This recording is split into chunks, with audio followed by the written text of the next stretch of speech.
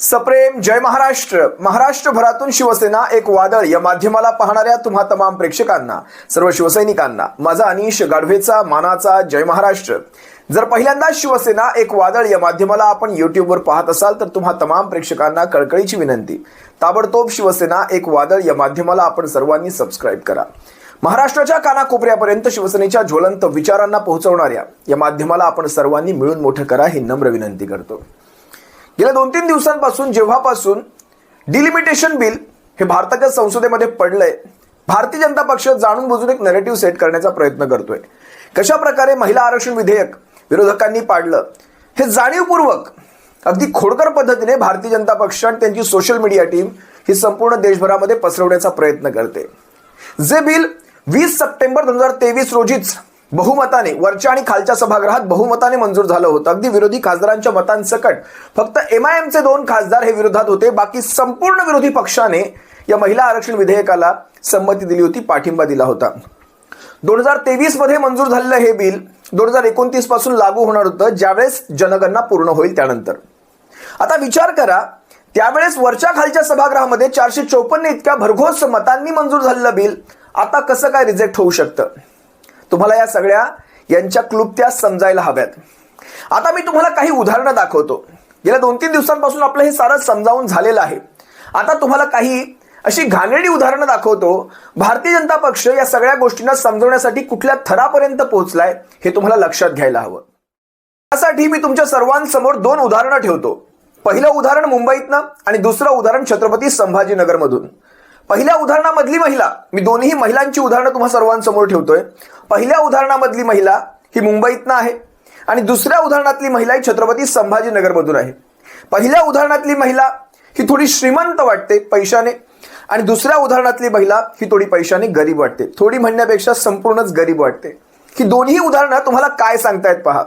पहिल्या उदाहरणातली ही महिला एवढी चिडलेली आहे, ती जवळपास 1.5 तासापासून या सर्वांची एक नौटंकी पाहत आहे. कशा प्रकारे रस्ते जॅम करून ठेवलेले आहेत आणि लोकांना त्रास देऊन हे जाणीवपूर्वक खोटं आंदोलन करत आहेत. त्यावेळेस ती भडकलेली महिला अगदी महाजनांना सुद्धा त्यांनी बोलण्यासाठी मागे पुढे पाहिलं नाही. तिकडे भाजपाच्या आमदार वगैरे सगळ्या काही होत्या. त्या सर्वांसमोर तिने जो काही या सर्वांचा पाणउतारा करून ठेवला तुम्हाला पाहण्यासारखा आहे. जरा पहा. क्या प्रॉब्लम है? मुझे प्रॉब्लम है कि मैं इस रोड पर 1 घंटे से ज्यादा खड़ी हूँ. क्यों खड़ी हूँ? कहाँ पे वहाँ व्हीकल है आपका? चलो आवाज कम करो, आवाज कम करो.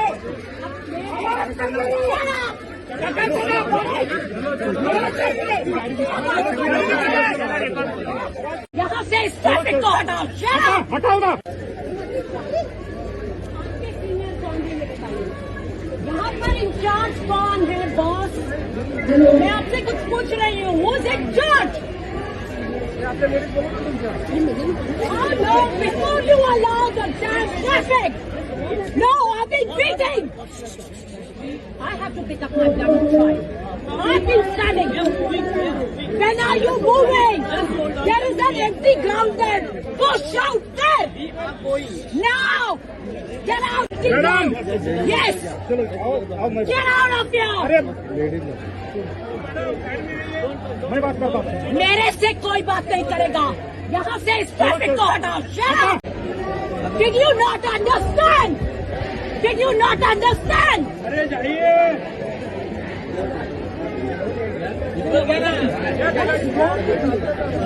No, what is wrong with you? There are hundreds of people waiting. There is an empty ground there. There is an empty मैदान में जाके बोलिए ट्रैफिक को रोकते नहीं. Okay, get out of here.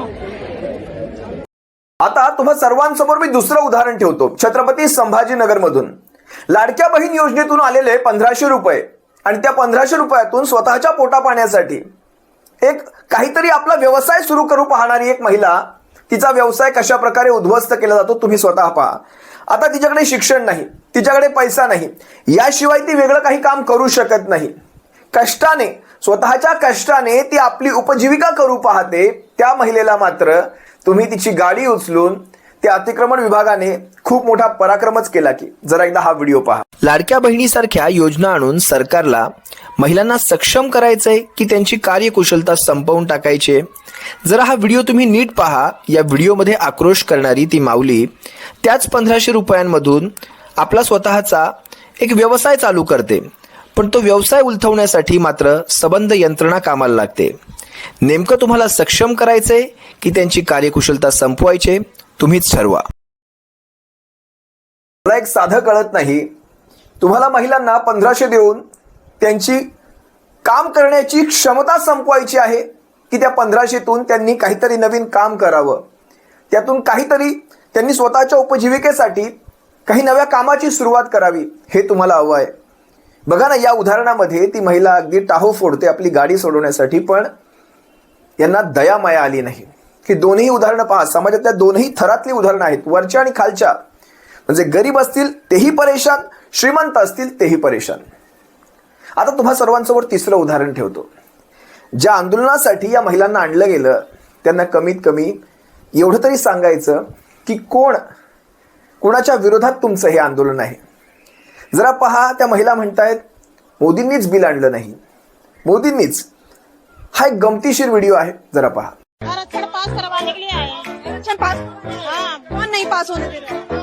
Modi नहीं पास होने दे रहा भाई। मोदी जी को पास कर रहे हैं तो कांग्रेस नहीं पास होने दे रही है, आपको बुला के लाई है प्रोटेस्ट के लिए। नहीं, मोदी तो नहीं पास होने दे रहा, मोदी नहीं पास होने दे रहा। हा जर व्हिडिओ तुम्हाला आवडला असेल तर तुमच्या सर्वांसमोर मी आणखी एक व्हिडिओ ठेवतो. या व्हिडिओमध्ये त्या महिला ज्यावेळेस पत्रकार विचारते तुम्हाला काय वाटतं या बिलाबद्दल, तिला बिल म्हटलं तर फक्त इलेक्ट्रिसिटी, विद्युत बिलच माहिती आहे. भाव खूप जास्त वाढलेले आहेत बिलाचे. जर हा सुद्धा एकदा व्हिडिओ पहा. बिल के बारे में आप क्या बोलना चाहेंगे? क्या बोलेंगे, जो हो रहा ठीक है, हो रहा, जब कम हो जाएगा तो अच्छी बात। क्या कम हो जाना चाहिए? अब बिल कौन सा बिल? बिजली का ये भी बिजली का बिल की बात नहीं हो रही है यहाँ पे. ज्या महिलांना या सगळ्याची काहीच माहिती नाही त्यांना तुम्ही आंदोलनासाठी उभं करता. उभ्या देशभरामध्ये तुमच्या विरोधात चीड आहे, प्रचंड चीड आहे. आणि ती चीड तुम्हाला पुढच्या 5 राज्यांच्या निवडणुकात दिसेल. पण एक लक्षात घ्या, चला ह्या तरी यांच्यामध्ये थोडासा शिक्षणाचा अभाव दिसतो, पण ज्या नगरसेवकांना तुम्ही निवडून दिला आहेत, पुण्याच्या नगरसेवकांना, ते पुण्याच्या नगरसेवकांना सुद्धा माहीत नाही आपल्याला घोषणा कोणाच्या विरोधात द्यायच्यात. नगरसेवक बावचळले की काय? या सगळ्या नगरसेवकांनी यांच्याच विरोधात घोषणा दिल्या. भाजपाच्या नगरसेवकांनी भाजपाच्या विरोधात घोषणा देण्याची पहिलीच वेळ मी पाहिली. नारी शक्तीचा, नारी शक्तीचा, या सरकारचं करायचं काय? इंडी सरकारचं करायचं काय? इंडी आघाडीचा, इंडी आघाडीचा.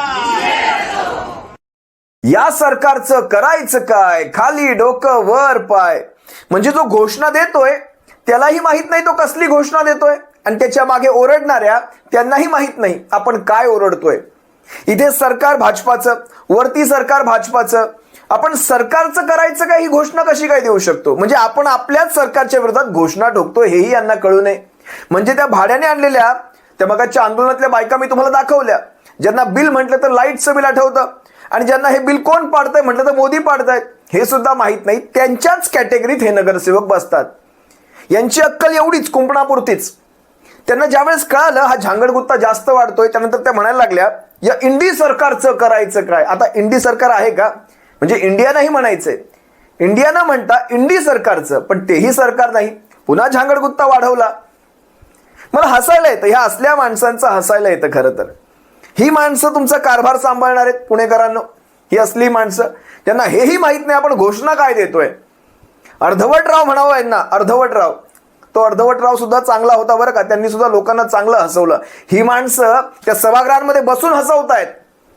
ती हसवण्याची जागा नाहीये, ती कारभाराची जागा आहे आणि खऱ्याची जागा आहे. असो, खरं तर माझा कुठेही विनोदाचा विषय नाही. हे सगळं दाखवून मला काही विनोद तयार करायचं नाही येते. आपण काही इथे विनोदवीर, आपण एखाद्या हास्य सम्राट मालिकेत जात नाही आहोत.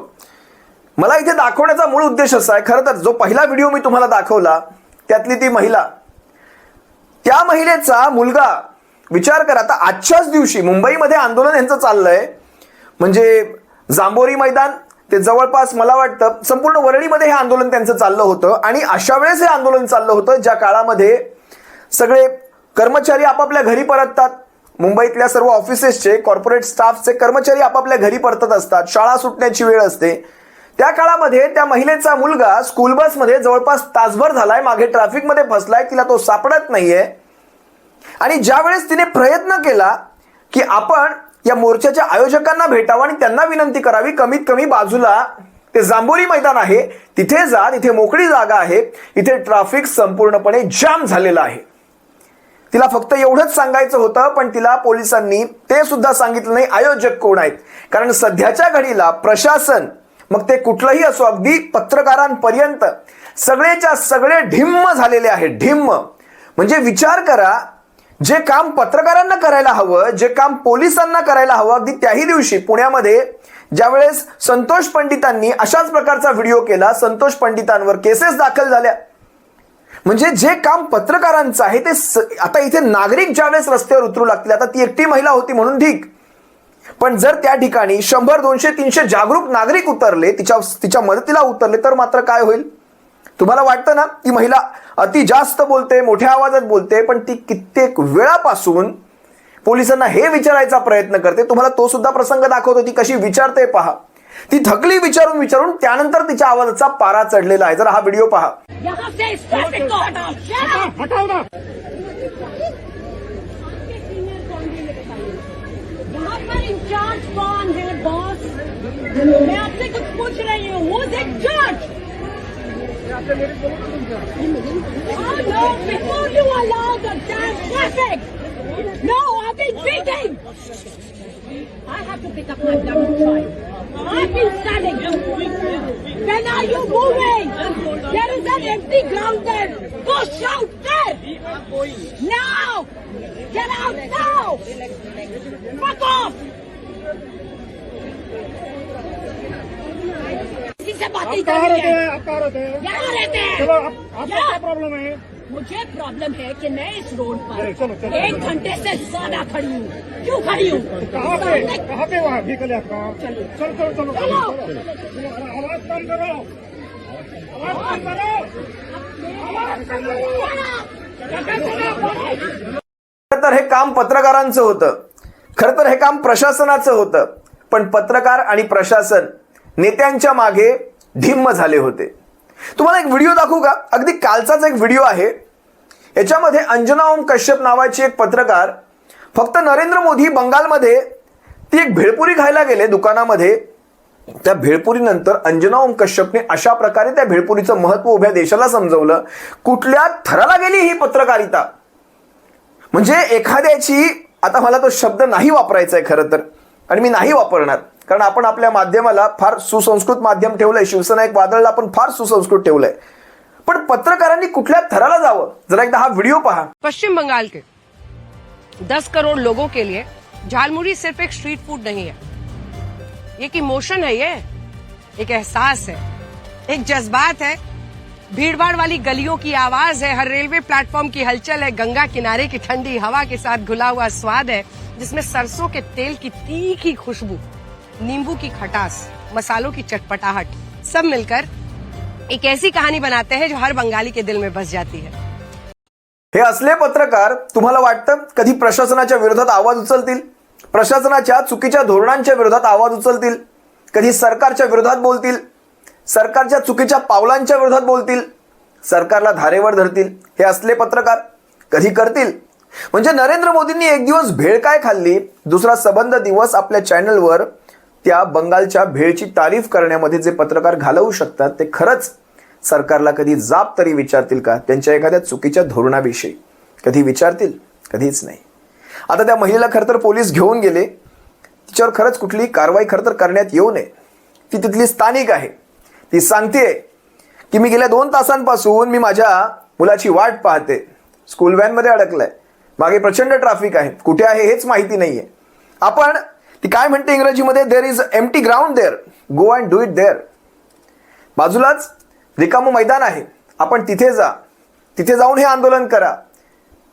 पण विचार करा, आता खरं तर जांभोरी मैदान, मला वाटतं ती जांभोरी मैदानाचा उल्लेख करत असेल, कारण तो जांभोरी मैदानाचाच भाग आहे. वरळी डोम, जांभोरी मैदान, आपण मुंबईत नसाल तर तुम्हाला कळेल. विशेषतः हे वरळीतच का केलं गेलं हेही तुम्हाला चांगलंच कळालं असेल. वरळी हा कुणाचा विधानसभा क्षेत्र आहे. विचार करा, पत्रकारांनी खरं तर इथे प्रश्न विचारले पाहिजेत. तुम्ही लोकांना एवढं ट्रॅफिकमध्ये अडकवलात, कशासाठी अडकवताय? पण नाही विचारलं गेलं. ठीक आहे, त्या महिलेने विचारलं, खरं तर तिला एक मानाचा जय महाराष्ट्र बनतो. त्या महिलेने ती डेअरिंग केली. आज सगळ्या बातम्यांमध्ये ती सगळी तीच आहे.